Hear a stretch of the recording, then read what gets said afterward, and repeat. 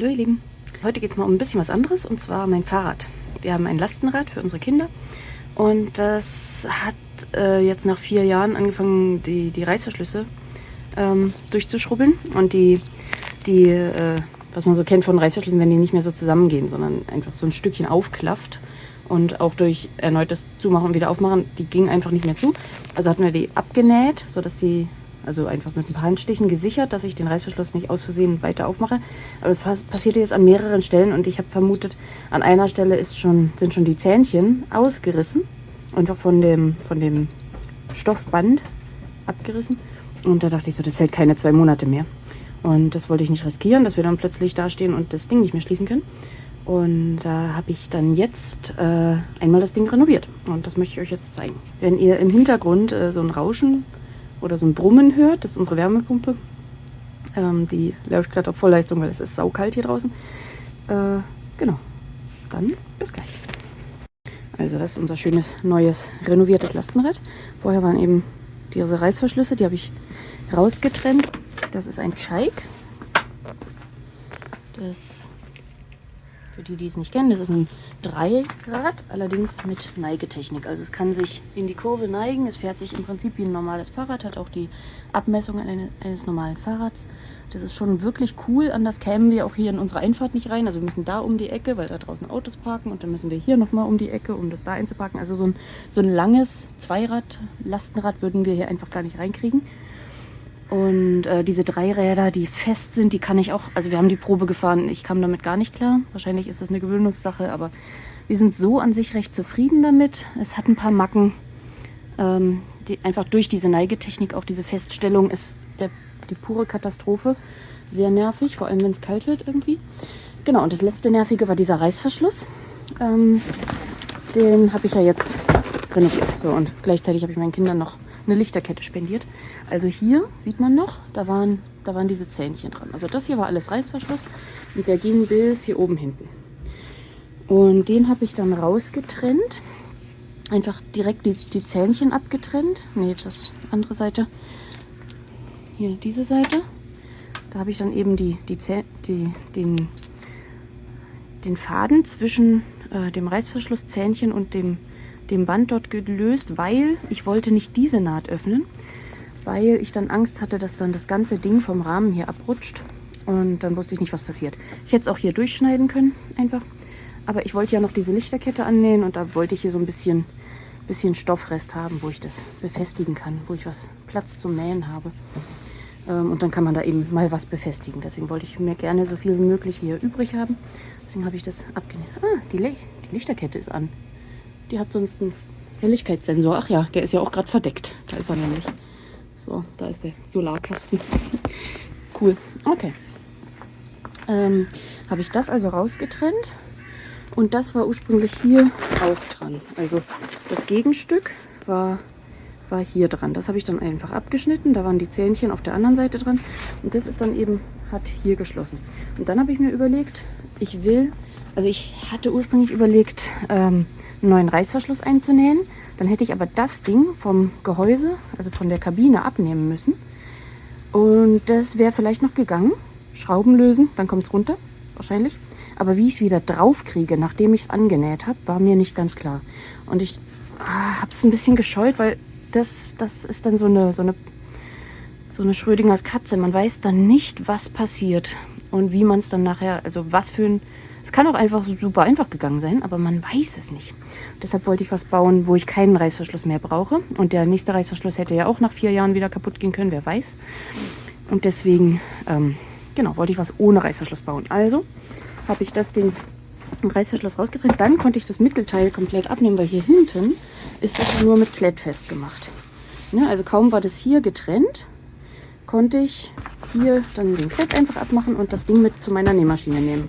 Das Mittelteil. Das Teil nicht. Das ist ja am Rad dran, aber das Teil konnte ich an meine Nähmaschine mitnehmen. Und dann habe ich also auf beiden Seiten einfach so einen Streifen angenäht. Das ist einfach ein 15 cm breiter Streifen. Das ist Koffergewebe. Das hatte ich zufällig noch da, praktischerweise. Hat auch eine recht ähnliche Struktur wie das da. Ist von innen so ein bisschen beschichtet. Also wahrscheinlich wasserfest. Das ist da auch, weiß ich gerade nicht. Nee, sieht anders aus. Naja, und dann habe ich da einen Tunnel genäht. Hier, also ein Stückchen 2 cm nach innen eingenäht mit einer doppelten, also 2 parallele Nähte habe ich hier gesetzt, dass es nicht so schnell ausreißt. An manchen Stellen wie hier bin ich leider ein bisschen abgerutscht innen, dadurch ist der Tunnel nicht ganz geschlossen, aber ich hoffe, der Rest hält trotzdem. Und dann habe ich da so ein Paracord durchgezogen. Das habe ich dann hier drüber geschlungen, hier einen Knoten gemacht, dass es nicht so schnell da reinrutscht in den Tunnel. Und der geht dann also hier durch den Tunnel bis hier unten. Und dann habe ich das so lange hier straff gezogen, also die Mehrweite hier verteilt, weil ich wollte ja, dass es sich hier so um die Kante rumlegt. Ne? Dass es nicht hier so absteht, das würde ja sonst hier so überstehen. Das sollte sich ja hier rumschmiegen. Und deshalb habe ich dann so lange hier den Stoff da auf dem Paracord hochgezogen, so nach oben gequetscht, bis es sich so richtig schön hier rumlegte. Und dann habe ich das hier unten auch mit einem Knoten noch gesichert. Und hier hatte ich glücklicherweise genug Paracord, um quasi so eine Schlaufe zu bilden bei dem Knoten machen. Dann habe ich hier einen Gummi angebracht. Und hier an dem Cheik sowieso, vorher war ja unten schon das hier mit einem Gummi fest. Also das Fahrrad ist von 2020. Ich glaube in 2021 hatten die dann hier schon eine andere Lösung mit so einer Klappe. Wir hatten auch damals schon hier so ein Netz reingetan, dass hier vorne nicht, wenn wir was einkaufen, dass das nicht hier einfach sofort runterfällt. Und dass man das ist auch nicht so super. Das ist nicht so richtig geil und deswegen haben, glaube ich, die Nachfolger haben dann hier schon eine Klappe, die man hochklappen kann. Ich weiß nicht, ob die dann hier noch so einen Gummi haben, aber wir haben den noch so zum Schließen. Und dann habe ich einfach dieses Näschen hier, wo das drüber kommt, benutzt, um den was von hier oben kommt, diesen Gummi da auch drüber zu schnappern. So, dann habe ich noch hier so ein was zum Anfassen. Damit das kommt dann drüber und dann kommt der davor und dann kann da auch nichts mehr runterrutschen hier. Also dadurch ist das hier sicher. Das hier sind noch Reflektorstreifen, die hatte ich praktischerweise auch noch da. Die habe ich auch mit dran genäht, bevor ich das dann alles an die Kabine angenäht habe. Also als erstes habe ich eben diesen Streifen das da umgenäht, diesen Tunnel, dann das daneben genäht und dann habe ich das an das Kabinenteil angenäht. Und dann bin ich hier ans Fahrrad gegangen, habe das alles rangepappt, hier die Knoten gemacht, das hier alles rangefummelt. Genau, das gleiche gibt es auf der anderen Seite auch. Moment. Ich will mal hier ein bisschen ausparken. So, hier drüben habe ich eben, hier sitzt meine Tochter, sie mag pink-lila, wen wundert's, hat sie nicht von mir. Und genau, das ist ihre Seite, das ist die Seite meines Sohnes, der hat grün. Genau, ist auch so ein Reflektorstreifen, fand ich ganz hübsch. Das hier, da habe ich noch eine Öse reingesetzt und zwar auf der Höhe, wo hier so dieses obere feste Dach endet. Weil im Sommer kann man das hier, da habe ich auch irgendwann schon mal hier Druckknöpfe gesetzt, weil diese Kletts auch nicht mehr so super halten. Und dann hat es bei einem Windstoß das Ding immer hochgepfeffert und vor allem im Winter ist das unangenehm, wenn es dann plötzlich da drin so kalt wird. Also wir Fahrradfahrer draußen wissen es ja, aber die Kinder eben nicht. Dann habe ich hier so Druckknöpfe und dann kann man das hier hochrollen und hier festmachen. Und dann hatten wir bisher mit dem Reißverschluss, konnten wir einfach den Reißverschluss nur bis hier öffnen. Und dann war hier ja immer noch zu. Dann konnte man einfach die Klappe nur bis dahin öffnen. Jetzt habe ich ja aber keinen Reißverschluss mehr. Und deshalb würde die Klappe ja immer komplett öffnen. Also bis hier hinten. Ne? Auf dieser Seite ist es wieder genauso. Bis hier ist ja nichts weiter befestigt. Deshalb würde sich das ganze Ding immer öffnen. Und dass das nicht passiert, habe ich hier noch Ösen gesetzt. Hier auf da wo diese Naht endet hier. Genau hier drüben auch. Und habe dann mit solchen Fahrradgummischnappern, die waren ein bisschen zu lang, deswegen musste ich sie hier rummachen. Und dann enden die hier hinten, da wo der Sitz befestigt ist. Genau, die haben einen sehr festen Zug. Muss ich mal gucken, ob ich da noch was Lockereres mir hole. Aber es scheint nicht zu sehr zu ziehen, glaube ich, dass das jetzt hier ausreißt. Ich habe das auch mit doppeltem Stoff noch unterlegt. Ich weiß nicht, ob man das jetzt hier sehen kann. Wenn ich da die Öse gesetzt habe, habe ich noch zweimal von diesem Kofferstoff untergelegt. Also das ist jetzt dreilagig hier der Stoff, als ich diese Öse da reingestanzt habe. Genauso hier. Und dadurch kann ich jetzt, wenn ich das hier öffne, ne, also das ab und hier drüben auch, muss ich nur einmal ziehen. Das geht jetzt auch viel schneller als vorher mit dem Reißverschluss. Kann ich das jetzt einfach hochklappen und dann hält das hier fest. Ne, das ist eigentlich ein recht schöner Zug. Und dadurch habe ich dann hier, können die Kinder ein- und aussteigen und haben noch so eine Art Dach drüber, dass es nicht sofort die Sitze nass regnet. Also vor allem, wenn es regnet, da sind sonst diese Schaumstoffsitze, die sind sehr schnell nass. Und so ist dann noch ein bisschen Schutz drüber, noch so ein Dach.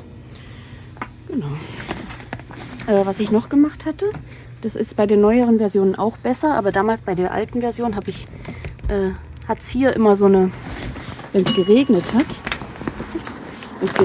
hat sich hier immer so eine Beule gebildet und dann hat sich da eine Pfütze gebildet und dann hat es immer nach und nach reingetropft, weil ganz sicher, ganz wasserfest ist das nicht, könnte ich vielleicht nochmal imprägnieren.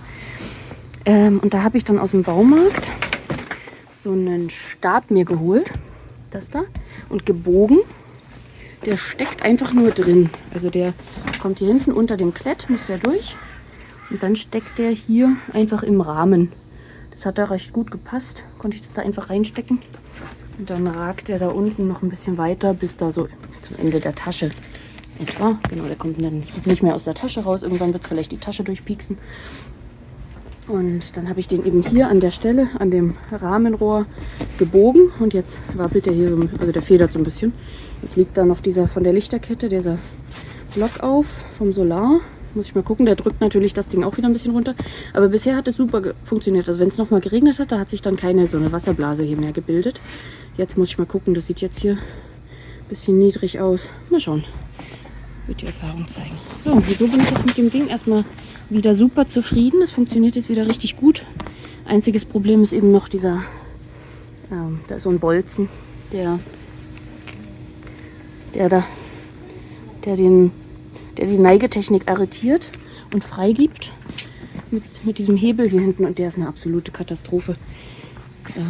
Wir fahren schon immer Ballistol spazieren, weil wenn es sich wieder festsetzt, braucht man wieder einen Schwung Ballistol und dann funktioniert es wieder ein paar Mal und dann setzt sich wieder fest. Das ist sehr nervig. Muss ich noch mal gucken, ob man da noch was reparieren kann. Aber sonst sind wir aktuell, ja, da ist die Ballistolflasche, sind wir aktuell recht zufrieden. Also ich bin wieder drin. Es ist einfach arschkalt da draußen. Ich wollte das jetzt nicht unnötigerweise auch noch draußen aufnehmen. Ich hoffe, es hat euch gefallen, wie ich das Jake repariert habe. Ich bin jetzt wieder, also vorher war ich schon so ein bisschen frustriert mit, das fällt alles auseinander und nach 4 Jahren schon, das fand ich doof. Und habe mich schon ein bisschen geärgert. Und jetzt, mir gefällt das super, diese Lösung. Ich finde die richtig gut. Ich finde die auch noch hübsch. Also ich glaube, wir haben das hübscheste Jake der Welt. Es sei denn, ihr macht es nach. Dann lasst es mich gerne wissen und schickt mir Fotos, das fände ich cool. Genau, wenn es euch gefallen oder sogar geholfen hat, dann gerne einen Daumen nach oben, das würde mich freuen. Und den Kanal abonnieren, dann gibt es immer mal mehr aus den diversesten Bereichen. Also wie ihr seht, ist auch mal ein Fahrrad dabei. Alles, was ich irgendwie selber mache, versuche ich euch zu zeigen. Lasst es mich wissen, auch wenn euch solche Projekte vor allem auch interessieren. Dann, wenn ich mal auch ein Fahrrad repariere, was nichts mit Nähen zu tun hat, dann lasst es mich gerne wissen. Dann, oder vor allem auch, was das Jake angeht. Ne, wenn ihr einen Jake habt oder euch dafür interessiert, sagt gerne Bescheid. Und dann sehen wir uns beim nächsten Mal. Tschüss!